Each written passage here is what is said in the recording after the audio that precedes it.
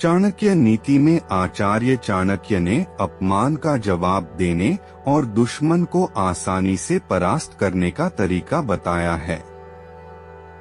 आइए जानते हैं इस तरीके के बारे में। मगध राज्य में एक समय में महाराज नंद का शासन था। उन्होंने एक यज्ञ का आयोजन किया।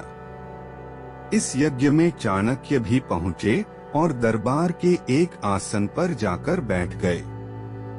उन्हें आसन पर बैठा देख महाराज नंद ने उनका अपमान किया और वहां से बाहर जाने को कहा।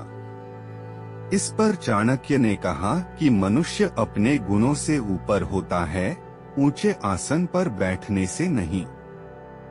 हालांकि चाणक्य को महाराज की बात इतनी बुरी लगी कि उन्होंने अपनी नीतियों के बल पर नंद को सत्ता से हटाकर न केवल अपमान का बदला लिया बल्कि एक साधारण से बालक चंद्रगुप्त को भारत का सम्राट बना डाला।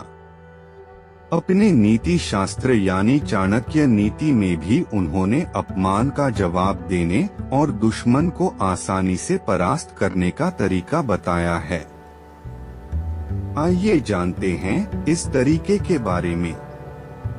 अनुलोमेन बलिना प्रतिलोमेन दुर्जनम आत्मतुल्यबलन शत्रु विन्येन बलेन वा। चाणक्य नीति के इस श्लोक में आचार्य चाणक्य कहते हैं कि मनुष्य को अपने शत्रु के बारे में पता होना बहुत जरूरी है, क्योंकि शत्रु कमजोर है या बलशाली इसका पता होने पर ही उसके खिलाफ नीति बनाई जा सकती है।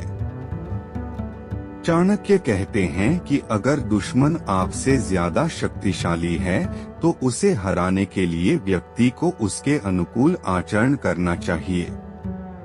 वहीं अगर दुश्मन का स्वभाव दुष्ट है, वो छल करने वाला है, तो उसे हराने के लिए उसके विरुद्ध यानी उसके विपरीत आचरण करना चाहिए। साथ ही चाणक्य कहते हैं कि दुश्मन अगर आपके बराबर का है तो उसे विनय पूर्वक या बल से मात देना चाहिए। वो कहते हैं कि हथियार से वार करने से पहले उसे अपने नीतियों को जाल में फंसाना चाहिए ताकि वो चाहकर भी निकल न सके। अपमान को लेकर चाणक्य कहते हैं कि मनुष्य का अपमानित होने पर चुप रहना चाहिए और अपमान करने वाले की तरफ देखकर मुस्कुरा देना चाहिए। वो बताते हैं कि मौन सबसे बड़ा हथियार होता है। मौन की स्थिति में सामने वाले को आपकी स्थिति के बारे में पता नहीं चल पाता।